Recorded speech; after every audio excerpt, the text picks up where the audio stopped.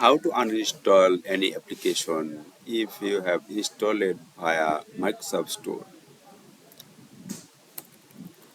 I have installed Skype,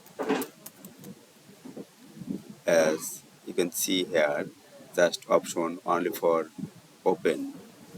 Also, I am going to control panel, then here is uninstall a program under programs, then I'm searching for Skype.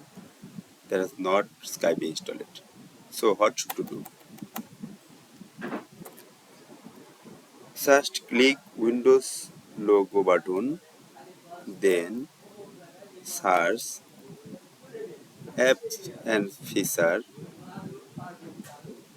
then here you can find one application related installation program, and I am searching here for Skype or any application, then here is showing the uninstall button.